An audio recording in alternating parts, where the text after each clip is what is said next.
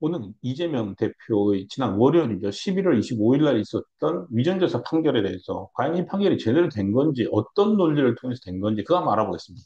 위증을 했다고 하는 사람은 벌금 500만 원을 내리면서 어떻게 위증교사를 한 사람은 무죄가 나왔을까? 언론에 나온 거는 뭐 위증교사는 있었으나 뭐 위증하려고 하는 교사를 하려고 하는 고의는 없었다. 그러니까 고의가 없었으므로 위증, 교사는 무죄다. 거기서 황당한 법리를 들였죠. 살인을 교사를 했는데 살인범 A를 죽이라고 교사를 했는데 이 살인범이 B를 죽인 거예요. B를 죽였으니까 B 살인한 거는 범죄지만 A 죽이라고 교사한 것은 그 범죄가 발생하지 않았기 때문에 이건 살인 교사는 아니다. 그다음에 과연 안 죽이라고 한 건 맞아? B를 죽이라고 정말로 그 죽이라고 하는 목적은 달성한 거 아닌가?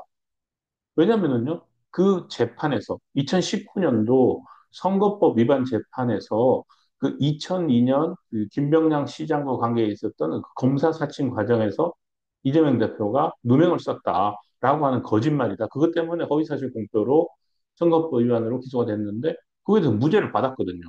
그렇다면은 저 사람 죽여, A를 죽여라고 했는데 이 사람은 B를 죽였지만 그 A를 죽인 속의 목적은 달성이 됐잖아요. 그렇다고 해서 그게 과연 무죄인가? 무죄라고 과연 해도 되나? 이런 기본적인 의문이 들어서 제가 한번 판결문을 직접 살펴봤습니다. 그리고 놀라운 사실을 발견했습니다. 이건 이재명 대표를 무죄로 끼워 맞추기 위해서 정말로 김진성 씨죠. 그 김병량 시장의 비서라고 하는 이 사람이 했던 그 하루, 한 날, 한 시, 그 법정에서 있었던 그 발언을 6개로 살라미 썰듯이 나눕니다. 그렇게 해가지고 이거는 위증 아니야. 뭐 이렇게 해서 만들어냈는데 그 과정을 한번 보여드리도록 하겠습니다. 이번 판결의 특징은 뭐냐면 이 판결 전체 한 80쪽짜리 되는데요. 이 김동연 판사가 이 위증교사 재판을 위해서 어떤 방식을 취하냐면요. 이게 이제 그 부분을 제가 이제 넣어놓은 건데, 이게 되게 깁니다. 15쪽, 16쪽 걸쳐가지고, 뭐, 이렇게 한 것을 1정은이라 한다, 이걸 2정은이라 한다, 이걸 3정은, 4정은, 5정은, 6정은 분류하면 있습니다. 자, 2019년 2월 14일 법정 정원을 이렇게 6개를 살라미 썰듯이 나눕니다. 그래서 1번 정원, 2번 정원, 3번 정원, 4번 정원, 5번 정원, 6번 정원으로 나누는데, 1, 2, 3, 4, 1, 2, 3, 4 증언, 요 1, 2, 3, 4, 요 증언들은 뭐냐면, 고소를 취하해 줬냐? 예? 김병량이 최초에 대한 고소를 취하해 줬냐? 요거를 예, 취소에 취하해 줬습니다. 이렇게 해서 1, 2, 3, 4 요거는 이재명의 피고인, 이재명의 변호사, 피고인인 이재명의 변호사가 증인을 불러다 놓고 얘기한 거고요. 이 5분 정언은 그 변론을 들은 다음에 판사가 물은 겁니다. 자, 구체적으로 어떤 내용? 아, 그래요. 지금 그렇게 주장해요. 그러면 그 사람, 이 증인의 말이 진짜인지 아닌지 알아봐야 되잖아요. 그걸 확인하는 증언이고, 검사도 마찬가지입니다. 과연 이 사람 말이 맞냐를 확인하기 위한 증언인데요. 이걸 가지고서 기가 막히게 갈라냅니다. 1, 2, 3, 4, 5, 6 증언이라고 말씀드렸잖아요. 근데 이 6개 증언에서 이 판사는 이 2개 증언, 2번과 3번 증언에 대해서 무죄를 내립니다. 2번하고 3번 증언 보십시오. 2번하고 3번 증언, 2번 증언, 3번 증언의 내용은 뭐냐면 정확하게 이재명 대표한테 가장 필요한 내용입니다. 뭐 김병량 선거 캠프에서 이재명을 공무원 자격 사칭 주범으로 몰아서 확실하게 구속되게 해야 된다. 강하게 가자. 이런 의견이 힘을 얻고 있었죠. 그러니까 그런 분위기였습니다. 분위기였다는 거 참 힘들죠. 입증하기에. 그래, 이거는 위증 아니야. 뭐 그런 분위기였다는 거 이 사람은 정도면 캠프에 있으니까 알고 있었을 테니까. 그렇게 지금 무죄. 두 번째, 김병량은 최초로에 대한 고소를 취하했죠. 자, 이 1번, 2번, 3번, 4번은 이재명 피고의 변호인이 묻고 있습니다. 그래서, 예. 근데 실제 사실은 최초로에 대한 고소를 취한 적이 없습니다. 없지만 당시에 김진성 씨는 최초로에 대한 고소를 취하한 것으로 생각하고 있었고 그의 자기 기억에 따라서 증언을 했습니다. 라는 게 이번 재판부의 판결입니다. 즉, 최초에 대한 고소를 취한 적은 없지만, 실제로는, 객관적 사실은 최초에 대한 고소를 취하지 않았지만, 김진성은 정언할 때 그렇게 믿고 있었다. 그렇게 기억을 하고 있었다. 그랬기 때문에 이건 무죄. 자, 이것도 피고인 변호사가 물은 겁니다. 그리고 나머지 쪽도 있잖아요. 5번, 6번. 자, 이쪽을 일부러 따로 내놨는데, 5번, 6번은 뭐냐면은, 아, 그래, 고소 취하했고, 뭐, 무죄를 만들어, 저기, 그, KBS랑 뭐 협의를 해가지고, 뭐, 이렇게 하고 있었다 하니까, 그거 당신이 김병량한테 직접 들었냐? 김병량한테 언제 들었냐? 이렇게 따져서, 실제 이 사람, 그때 당시 재판, 2019년 재판에서 이 사람이 거짓말하고 있는 거 아닌가라고 따지는 내용입니다. 거기서 위정을 한 겁니다. 그래서 이번 재판부에서는 요 두 개를 무죄로 만들어줍니다. 그리고 나머지 1, 4번, 5번, 6번은 위증입니다.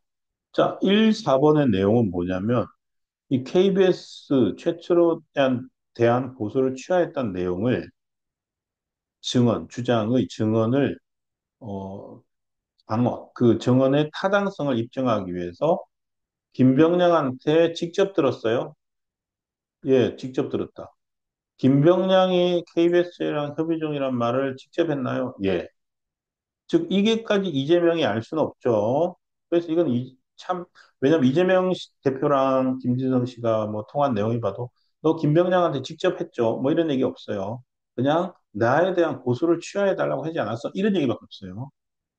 자, 그리고 이것도 판사랑 변호사가 묻는 겁니다. 판사랑 변호사가 묻는 이런 주장을 하니까 보통 우리가 따지잖아요. 그 사실인지 아닌지 얘가 제대로 알고 있는지 아닌지를 확인하려고 거짓말하는지 알려고 언제 그랬는데 이런 걸 묻고 있는 겁니다. 뭐 판사는 뭐 협의는 언제 있었는데 그러면은 이렇게 묻고 있고 재판부는 그게 내용이 뭐였는데 이렇게 묻고 있습니다.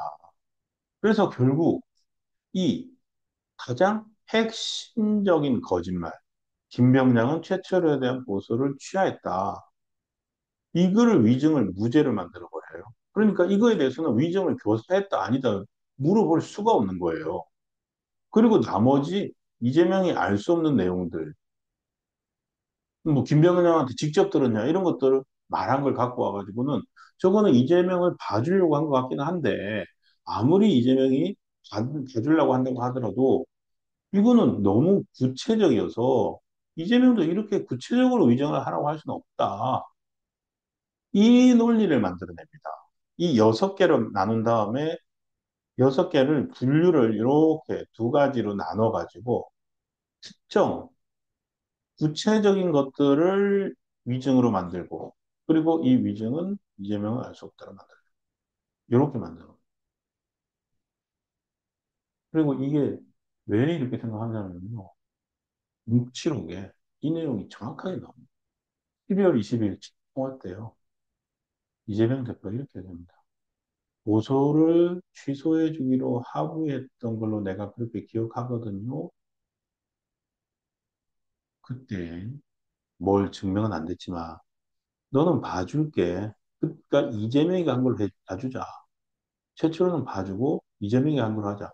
이 고소 취소해 주기로 한 거. 이게 이제 최초로 취소해 주기로 하자 이거거든요. 근데 과연 이게 무죄가 나왔잖아요. 그러려면 그렇게 기억을 하고 있어야 되잖아요. 12월 24일 녹취해 보면은 또 물어봅니다, 이재명이. 왜? 이 사람이 이거 대답을 제대로 안 해줬으니까. 이튿날 전화해서 또 물어봐요. 지철호 PD한테는 고소 취하해준다고 그렇게 약속을 미리 했다는 거고요. 기억하시죠? 했더니, 김진성이 놀랍게도 뭐라 그럽니까? 모르겠습니다. 깜장을 노리시죠. 내가 그 내용은 모르겠습니다. 고소 취하해준다고. 그러니까 이래서 이제 계속 끌어내려고 법정으로 끌어내려고 어떻게든지 법정으로 이 사람을 끌어내려고 이재명이 뭐라고 그러냐면은 아, 예, 그럼 뭐 그건 사실일 테고 뭐 구체적으로 얘기된지는 모르겠지만 하면서 뭐 아는 건 안다 그거 모르는 건 모른다를 얘기해 주세요라고 얘기를 하죠. 그러면 일단 법정에 앉힌 거예요. 법정에 증인석에 앉혔고 거기서 이 사람이 이렇게 한 거죠. 그래서 지금 위정교사 무죄 난 위정교사의 이유는 뭐냐면 이런 걸 봤을 때 이 사람이 나올 때까지 그렇게 위정을 해줄지 안 해줄지는 이재명 대표로는 알 수 없었다. 말이 됩니까, 이게? 이렇게 반복해가지고 요거를 해달라 그랬는데, 만약에 이게 위증이 났다면은요, 김병량은 최초에 대한 고소를 취하했죠? 예, 요게 위증이다라고 났으면 요 두 가지 통화 내용만 가지고 명백한 위증 교사가 됩니다. 그런데 이 내용을 결정적으로 무죄를 만들어버려요. 근데요, 이게 객관적으로 최초에 대한 고소를 취하해주지 않았잖아요. 판결문에 뭐라고 나와 있냐면, 이 사람은 이재명이 제공한, 이 A가 이재명입니다. 이재명이 제공한 변론 요지서의 내용을 본 후에 고소 취소가 있었다고 인식을 하게 되었다. 그래가지고 그 다음에 다른 사람들한테 전화해서, 아, 그때 고소 취하했죠. 뭐 이렇게 얘기를 하는 것들이 있습니다. 그러니까 그걸 근거로 이 사람은 고소 취소했다고 대답한 것이 당시 그 사람의 기억에 반하지는 않는다. 그래서 이 사람은 위증이 아니다. 위증은 무죄다, 요거는. 그런데 불과 증언하기 두 달 전에 이재명이 두 번이나 물었습니다. 최철호 PD 고소 취하해 준다고 약속 미리 했다는 거죠? 아니요, 그건 제가 잘 모르겠는데요. 이걸 어떻게 위증 무죄로 만드십니까? 결정적인 이걸 위증교사 무죄를 빼버리니까 위증이 아니라고 해버리니까요. 나머지 재판장, 검사가 물은 것들은 당연히 이재명은 재판장이나 검사가 그렇게 물을 줄 몰랐죠. 그 내용을 위증교사 할 수는 없죠. 그렇지만 전체적으로 위증을 지시를 받았기 때문에 위증교사가 성립이 되는 건데 이걸 이렇게 빼버립니다. 그래서 이게 이제 제대로 판결이 나오려면 고등법원에서 새로운 증거, 김진성 씨가 아니다. 나는 그때 당시 내 기억에 반해서 답을 한 거다라고 해서 저건 내가 무죄다, 무죄 아니다라고 얘기를 하든가. 근데 아마 저 이미 500만 원 받았기 때문에 저 사람이 가긴 힘들 거거든요. 그럼 대법원 가가지고 법리를 새롭게 만들어야 되는 거 아닌가. 지금 나올 수 있는 증거들은 사실은 다 나왔다고 보거든요. 나와 있는 이 모든 증거를 가지고서 1심 판사가 이렇게 만들어 버린 겁니다. 그러니까 2심 가가지고는 추가적으로 다른 증거가 나와줘야 되는데 그게 나오기는 힘들 테니까 또 대법원 가서 새롭게 법리를 만들고 새롭게 논리를 봐서 뭐 파기환송을 시키던가 그렇게 결론이 나지 않을까 싶습니다. 근데 그 대법원에서 파기환송이나 뭐 대법원 갈 때까지 또 파기환송되면 또 재판을 다시 해야 되거든요. 이렇게 해서 위증교사도 그냥 세워라, 내워라. 일단 1심에서 무죄를 받았기 때문에 다시 시간은 이재명 대표의 편이 된 것 같습니다. 정말로 김동연 판사의 이번 판결을 보면은 되게 대단한 정말로 마술과도 같습니다. 제가 마술과도 같다고 하는 판단. 이게 뭐 제가 이 판결문을 얼마나 많이 봤으면 다 봐가지고 이렇게 만들었는데 정말 마법에 가까운 판결이라고밖에 할 수 없을 것 같습니다. 고맙습니다.